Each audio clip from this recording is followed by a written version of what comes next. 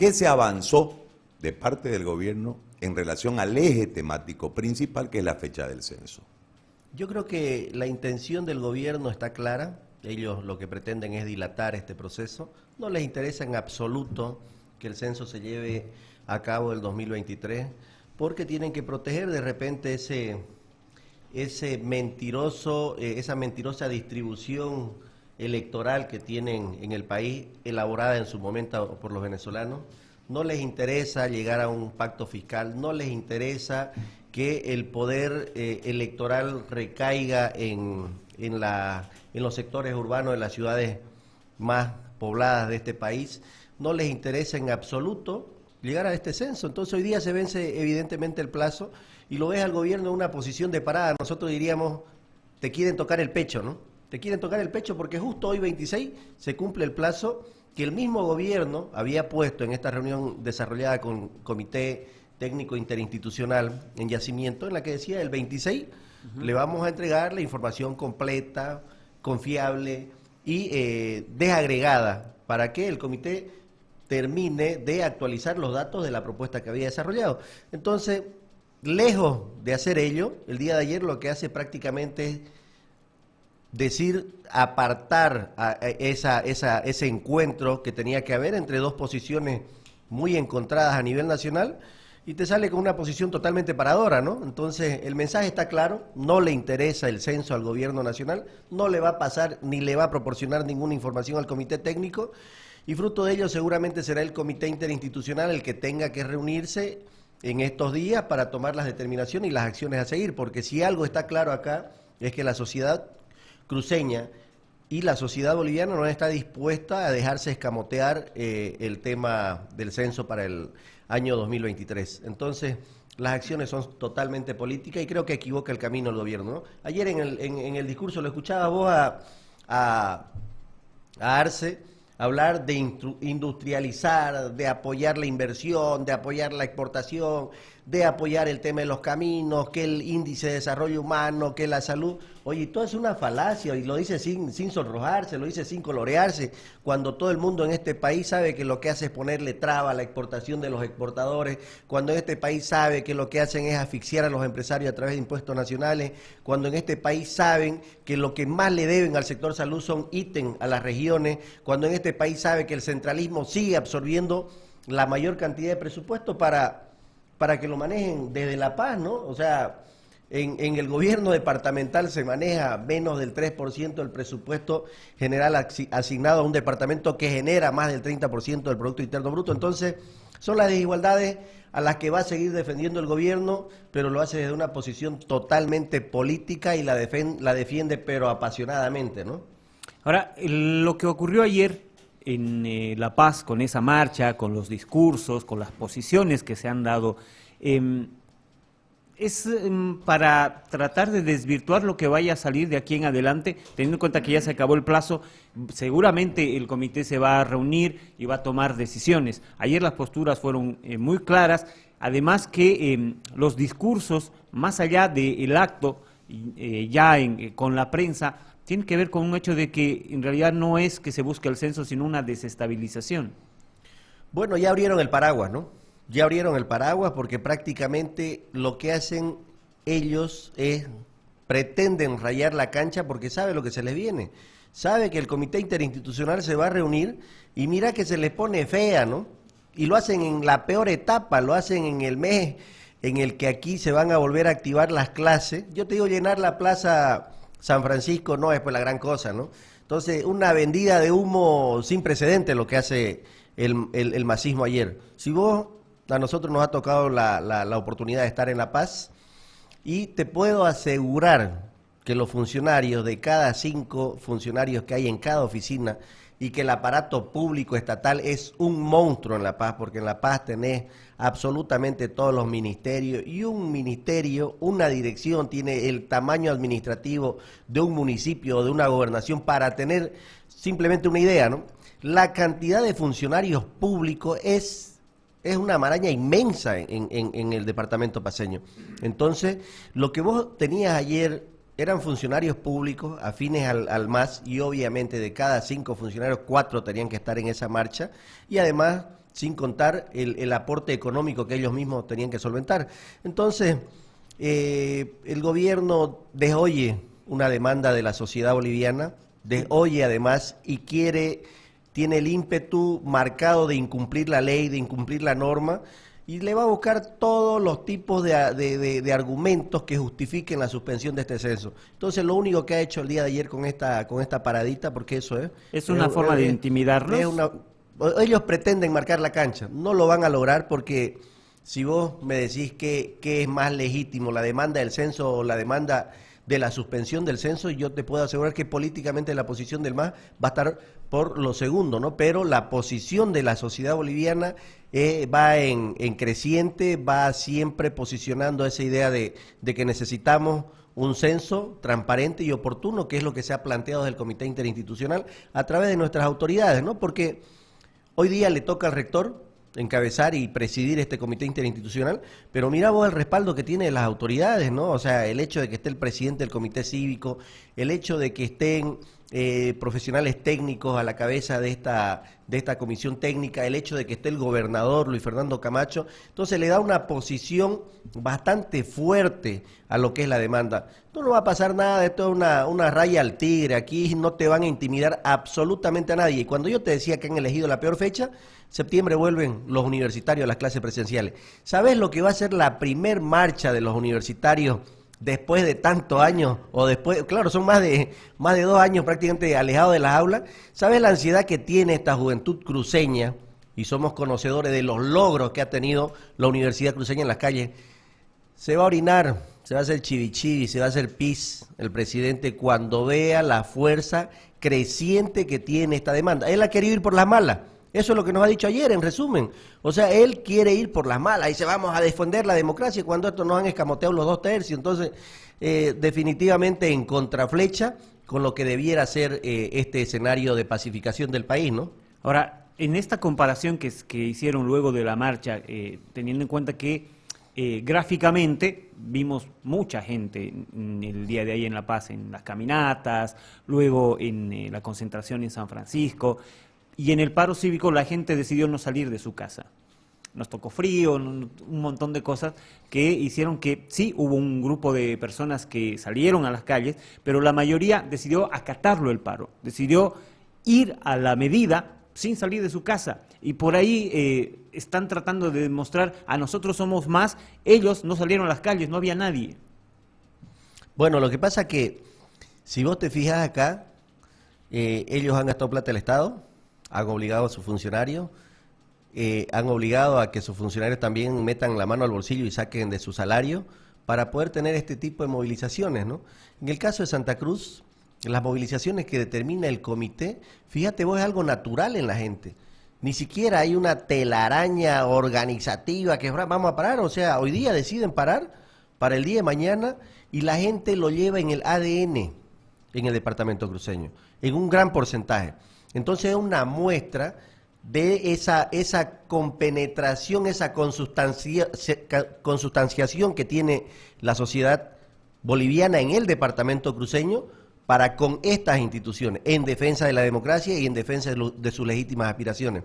Cuando yo te decía, mira vos, no hemos llegado a hacer ningún acto de movilización, y yo creo que dentro de las medidas que se viene el tema de un paro por 72 horas, se viene un cabildo, o se puede venir la madre de las marchas con las que está acostumbrada la universidad. Entonces, cualquiera de las medidas van a ser medidas muy legítimas en el marco de la democracia, porque se respeta en un Estado de Derecho aquellas manifestaciones que puedan hacer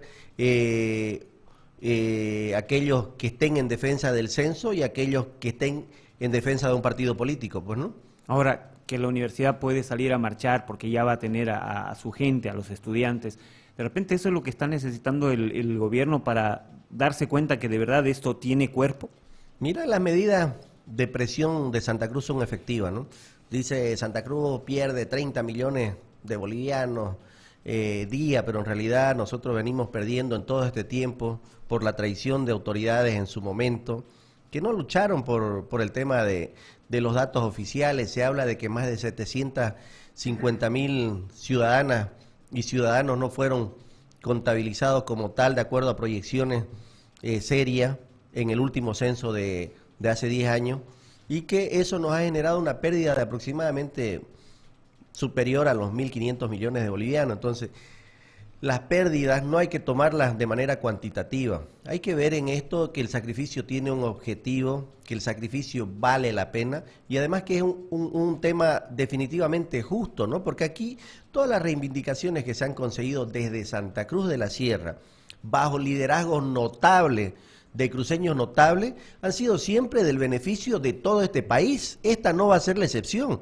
Y yo quiero rememorarme a la historia, y yo siempre lo digo, ¿no? En la década del 30 fue Germán Busch quien peleó por la ley de hidrocarburos y la creación de yacimientos. ¿Quiénes son los que más se benefician de esta ley? ¿Acaso es solamente Santa Cruz? En la década de los 50 vino el tema de Melchor Pinto Parada y el tema del 11% para los departamentos productores de petróleo y gas. Entonces, ¿qué ha pasado después en el periodo de seguridad nacional, 60, 70, en esta defensa, ultranza de la democracia? ¿Cuánta sangre de jóvenes cruceños ha tenido que correr para que se pueda tener a partir del 82 la recuperación de la democracia? La década del 80 ha estado marcada por el tema de la elección de los alcaldes municipales. Entonces, ¿fruto de qué lucha? Desde Santa Cruz de la Sierra. Si vos te vas al 90, tenés la ley de participación popular, la ley de descentralización administrativa, ¿desde dónde se la generó? ¿Desde dónde se la gestó? ¿Dónde estuvieron los intelectuales? Ahí lo tenés a Carlos Hugo Molina, lo tenés a Barbería Naya, y tenés una serie de intelectuales cruceños que posicionaron el tema y se debatió a nivel nacional. Cuando hablas de la década del 2000, se viene la pelea y la lucha por la autonomía y la elección directa de los que eran prefectos hasta ese momento puestos a dedazo. Y ahora tenés gobernadores electos en todos los departamentos. Y tenés la lucha del 2010 al 2020, si vos querés, en un periodo casi semi-autoritario, la recuperación de la democracia para el país. ¿Y dónde nació? Nació en Santa Cruz. Entonces, siempre a la cabeza de gente que ha sabido liderar a este departamento, hemos podido conseguir legítimas aspiraciones en beneficio de todo el país. El censo no va a hacer la diferencia. Ahorita dicen, es Santa Cruz contra 8 gobernadores que son pues masistas. O sea, no podés comparar a la población con autoridades que son serviles al gobierno. Mira vos, acaba de aprobarse en el gobierno, acaban de aprobarse en este año y sus meses que lleva Arce Catacora. Son como 1.250 millones de dólares entre la CAP, Francia, Fonplata, BIP y algunos otros países. Mirá la cantidad de plata, son 1.250 millones de dólares. Es bonito pues tener un modelo socioproducteo y no sé qué burreras y un montón de perendengues que le ponen al modelo del gobierno del MAS. Pero con plata pues de organismos internacionales, le dan duro al Fondo Monetario Internacional, al BID, a los Estados Unidos y a los gringos y a los yanquis, pero aquí está pues, ¿no? ¿Quiénes son los que le sostienen esta falacia de modelo al gobierno en la actualidad? Los recursos de los organismos internacionales a los que ellos tanto cuestionan nos han endeudado de manera histórica, ¿no? A la fecha estamos ya por arriba de los 22.000 millones de dólares entre la plata de la deuda interna, porque se han tirado las plata de las AFP, es bonito pues generar papeles y tirarse la plata de aquella gente que tiene que vivir los últimos años de su vida tranquila, recibiendo la plata que ellos mismos, se la ha tirado el gobierno, y la deuda externa que te estoy poniendo un ejemplo aquí, que no se ha triplicado, se ha multiplicado por 6 en la gestión de estos señores en estos 14 años de Evo y en este año y su pedazo que lleva Arce Catacora. Entonces, viven vendiéndonos humo, viven vendiéndonos blef, y de verdad que bajo ese parámetro creemos que definitivamente piensan que este país se va a mover con ideología y no es correcto, ¿no? Entonces la sociedad cruceña en este momento tiene centrada su línea en lo que significa la defensa de la realización del censo en la gestión 2023, ¿no? Ahora, en ese marco de este gasto insulso que hace el gobierno y en la crítica a la forma de movilizarse de los cruceños haciendo el paro cívico, lo hemos escuchado muchas veces al ministro Montaño, cuando se anuncian simplemente los paros, salir con cifras, van a perder tanto, van a perder cuánto, pero cuando las movilizaciones son de afines al MAS, hemos tenido recién el bloqueo de carreteras en la Chiquitania, cuando se hace este tipo de marchas que no solamente dejan de trabajar, es decir, no producen, a eso tenés que sumarle que gastan, porque el gasto de ayer ha debido ser tremendo, mucha plata ha corrido ayer en la organización de esta marcha. A eso hay que sumarle que se anuncia que se están prestando otra vez plata de la CAF y que no tienen ni para los sueldos ni para los aguinaldos. ¿Cómo se ve esto? ¿Cómo podemos analizar esta situación? Por eso te digo, el gobierno, desde la discursiva que ellos plantean a la sociedad boliviana, es totalmente ideológica. Pero cuando vos querés que eso aterrice en términos económicos, te das cuenta que es neoliberalismo puro, con un cliché del discurso de izquierda tradicional que existe en nuestro continente. Entonces, y es una contrariedad, porque evidentemente todas las movilizaciones que se gestan desde el movimiento al socialismo para cuestionar al gobernador, para cuestionar los liderazgos de Santa Cruz de la Sierra, para cuestionar al comité interinstitucional, al líder cívico, no hay reparos en lo que significa despilfarrar plata de parte del gobierno y el apoyo total. Ahí lo tenías al comandante de la policía en Guarayo ofreciéndole encima una tarima seguridad y que no se preocupen, le decía, ¿no? El comandante a aquellos que estaban trancando por días y días la carretera, aquellos que estaban teniendo de repente días complicados cuando la población se dio cuenta que los podían superar en número y que estaban siendo violentados dentro de sus derechos humanos, sus derechos civiles, su derecho de locomoción, su derecho de producción. Entonces, prácticamente la policía comete esos abusos. Entonces, todo el aparato del Estado siempre está al servicio de lo que es la implementación de estas normas abusivas por parte del gobierno para tratar de debilitar a este departamento que representa la oposición latente de la instauración de un Estado autoritario de Santa Cruz, viejo. Si Santa Cruz no se para, no genera esa corriente de oposición. Desde el gobierno al único departamento que lo ven y le reconocen la calidad de opositor, y además los otros departamentos también, es a Santa Cruz de la Sierra y a su liderazgo. Ahora, yo quiero hacerle una consulta. ¿Qué pasa con los trabajadores en este sentido? Los últimos días se ha conocido que se gastan un montón de plata pagando a los líderes de los trabajadores, entre comillas lo pongo, que están en comisión y que reciben sueldos jugosos y que hacen política partidaria, porque en este momento la COD es un centro del masismo, no lo podemos negar. Pero ¿qué pasa con los trabajadores, los que de verdad se esfuerzan para recibir un pequeño sueldo, que no reacciona? ¿Por qué ha cambiado tanto eso? Antes la COP eran instituciones fuertes, aguerridas, pero parece que todo ha cambiado. Bueno, yo creo que lo podemos resumir en la compra de lealtad, ¿no? Es una vergüenza que una institución como Yacimiento, que es de los bolivianos, se tenga que tirar aproximadamente 1 millón de bolivianos mensual en solamente socapar a 20 zánganos. Porque son 20, bueno, un poquito más, 20 hacen casi medio millón. ¿Te podés imaginar que una persona gane 40.000 bolivianos? 40.000 bolivianos. Estás hablando de cuántos salarios mínimos, ¿no? Estás hablando probablemente de 20, el salario de 20 personas, ¿no? Estás hablando del salario de repente de 2 senadores. Un tipo que gana el sueldo de 7 diputados suplentes. Entonces, haceme el favor, eso es un abuso de parte del poder político, porque no me digas que el gobierno no puede hacer nada contra esto, porque las autoridades de Yacimiento y de todas las empresas estratégicas que tienen recursos del Estado son pues puestas políticamente por el MAS. No me va a decir que las autoridades de Entel, que las autoridades en las petroleras, que las autoridades que tengan que ver con el tema eléctrico, no están en relación directa con el MAS, sería mentirnos, ¿no? Entonces hay esa permisibilidad porque a ellos les permite tener el servicio de estos supuestos líderes, de estos sectores estratégicos al servicio del partido político, y ahí los tenés, ¿no? O sea, si esa COP referente de Lechín y toda esa camada gloriosa de la década de los 50, 60 y hasta 70 en la defensa de la democracia, ahora lo tenés unos serviles al gobierno, ¿no? Entonces, incluso yo soy un detractor de esto, no solo del sector privado. ¿Sabes qué? Yo me debo imaginar que aquella gente que forma parte también del sector privado, ¿no? Tenés gente de los sindicatos, pariente, que esto se ha hecho un modo de vida. Y lo tenés en los hospitales de primer, de segundo, de tercer nivel, los tenés en la empresa privada, los tenés en la empresa pública, los tenés en las empresas estratégicas.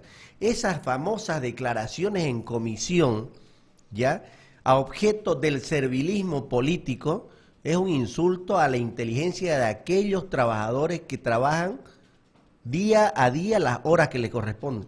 Le están metiendo la mano al bolsillo a ese trabajador, le están tomando el pelo a ese su colega trabajador, que a título del fuero sindical, a título de la declaración en comisión, pariente, están sanganeando, pero tienen una posición política partidaria.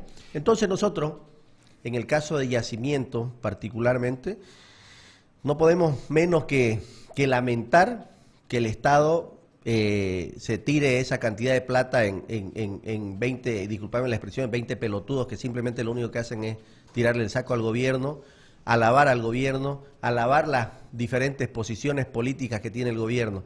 Es una vergüenza. Desde nuestra bancada, ya la senadora Senta Rec y el diputado Michel, entiendo que han hecho las peticiones de informe correspondientes para que Yacimiento pueda responder y ver qué acciones se pueden hacer desde la bancada de Creemos y la oposición. Pero, ¿y la gente? ¿Por qué no hay reacción de la gente? Yo creo que lo que pasa es que cuando un Estado tiende a ser totalitario y tiene medidas de este corte, ya es como que esté vacunada la gente, ¿no? Y no te digo que esté bien, hay una reacción en las redes, en los medios y todo lo demás, pero creo que quienes están liderizando pues estos sindicatos en las empresas privadas, quienes están afiliadas a la COP, ¿acaso la COP no es servirle al gobierno? Entonces, hay un compadrerío ahí que prácticamente protege estos beneficios mal habidos, protegidos por la ley, protegidos por la Constitución, protegidos por el poder político. No están bien, de ninguna manera. Entonces, son arbitrariedades que lamentablemente la sociedad en algún momento tiene que despertar y decir, estas cosas no nos hacen bien, estas cosas arbitrarias, abusivas, corruptas, porque es corrupción eso, ¿no? Que te paguen plata sin trabajar es una barbaridad y es una corrupción inminente, ¿no? Más que evidente. La gente no entiende que son los mismos ciudadanos los que están financiando todo esto, porque los trabajadores no dicen nada de que a su colega le paguen 40.000 sin que no trabaje, la gente ve de palco y finalmente el gobierno sigue gastando plata, se sigue prestando y el ciudadano es el que está pagando. Evidentemente, yo creo que pasa por el tema de coacción, ¿no? Anda a ver, decir, vos, esto está mal en Yacimiento, te pelan al otro día, pues no anda a decir en Entel o en la terminal o en ABC o en Vías Bolivia o en cualquiera de estas instituciones, te rajan al ratingo, se te acabó el trabajo. Entonces yo creo que la gente sabe que eso está mal.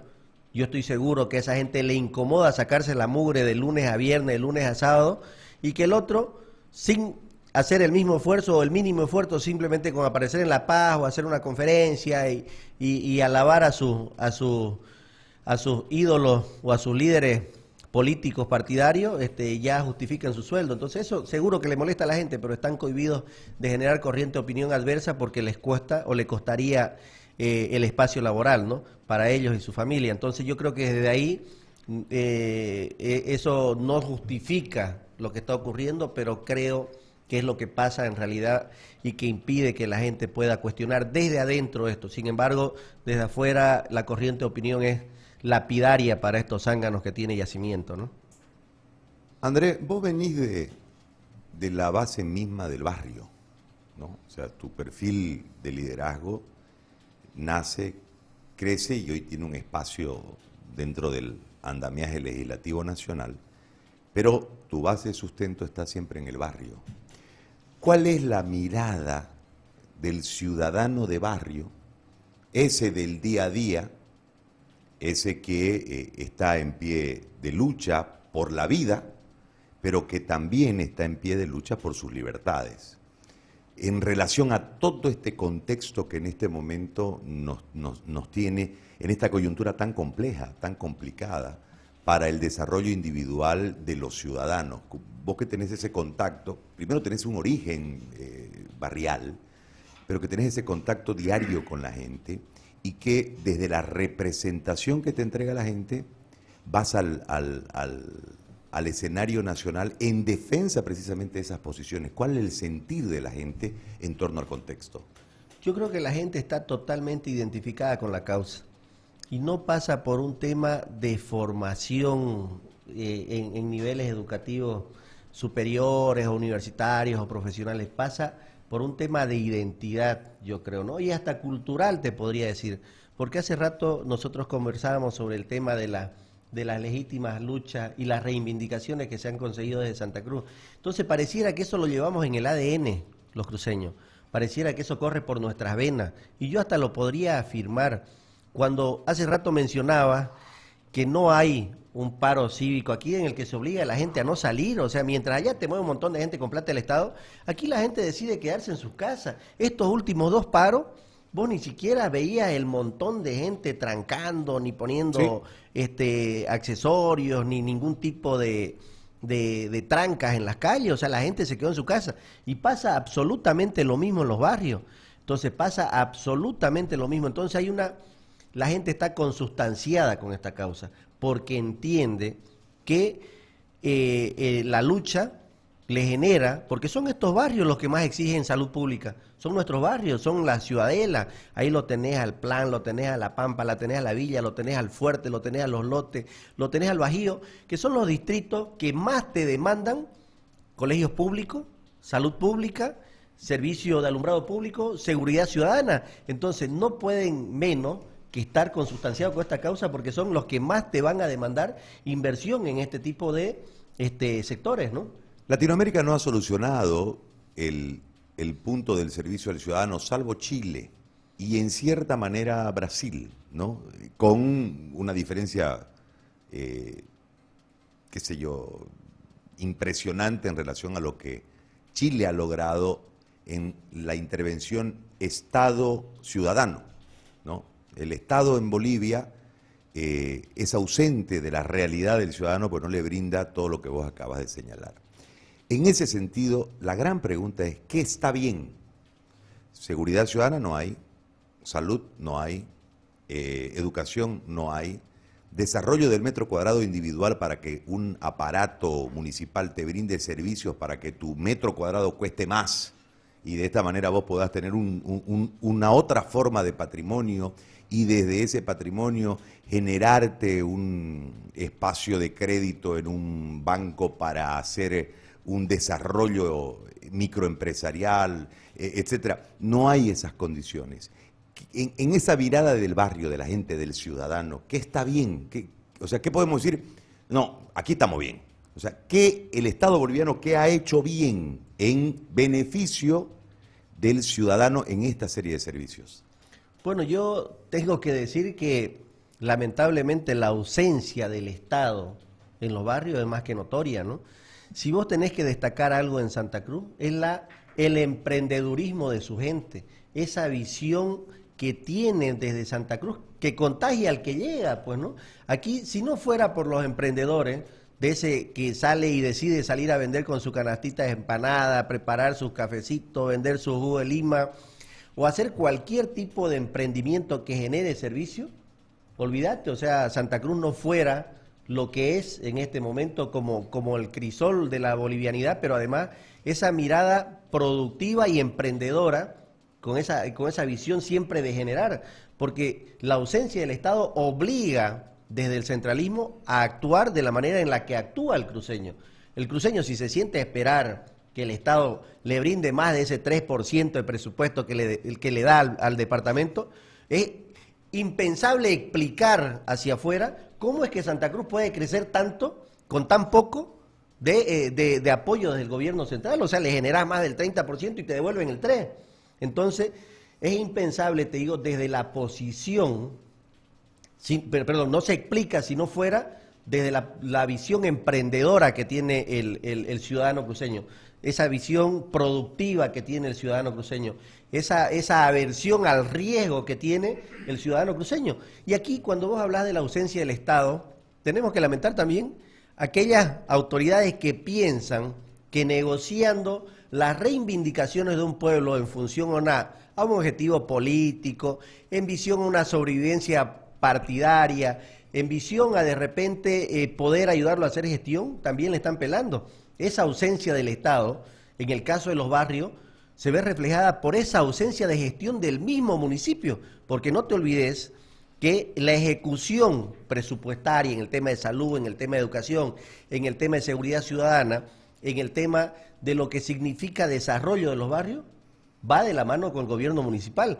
Y ayer yo estaba charlando con los presidentes del Plan 3000 y los tipos estaban pero recontra condenados y decían, nos están citando para hablar del POA del próximo año cuando no hemos ejecutado absolutamente este POA. Entonces, alguien nos quiere tomar el pelo, alguien se quiere pasar de inteligente, alguien parece que está amontonando todas las obras, porque parece que las quiere hacer como en la época de Angélica Sosa, 1 obra por día, 2 obras por día, 3 horas. No le va a alcanzar a aquellos que han decidido rifar las aspiraciones y las reivindicaciones de esta tierra por unos cuantos quintos, porque te quiero decir que esa presencia en el día de la marcha del alcalde, el día de ayer en La Paz, y antes de ayer otra vez en La Paz, persiguiendo de repente esta migaja de los 400 millones que ha conseguido el gobierno de la CAF, y que si vos lo dividís, hombre, 400 millones que ha conseguido el gobierno supuestamente para el medio ambiente, con dispensación de debate, agilizando los trámites, saltándose el conducto regular, porque la quieren La Plata a como dé lugar. Y esto me vas a decir vos que no es para comprar lealtad, pero si sumás 329 municipios, más 9 gobernaciones, y dividilo los 400, ¿de cuánto les toca? ¿2 millones? Y el que mejor negocie recibirá 5. Haceme el favor, eso cuesta la reivindicación de tu departamento, eso cuesta la reivindicación de tu departamento, de tu sociedad, de tus habitantes. Yo creo que no. Y eso será el pueblo el día de mañana quien te lo ratifique. Yo escuchaba a un agorero de eso decir, es imposible, y sacaba sus datos y un cronograma, tratando de justificar que no hay forma de revocar acá. Yo sé que no es el tema, pero decían lo mismo, Evo, ¿no? No, difícil que lo saquemos al tipo, puta, se va a quedar, no va a salir nunca, no, es imposible. Y mira cómo salió llorando, ¿no? A esos agoreros que quieren jugar a hacer cálculos estadísticos y tratar de imponer una posición en el subconsciente de la gente, hay que decirle que no son dueños de la verdad, primero, y segundo, probablemente en ese papel de asesores que quieren jugar y de tratar de generar esa corriente de opinión para salvar a los traidores, al pueblo de Santa Cruz no se la charla a nadie, ¿no?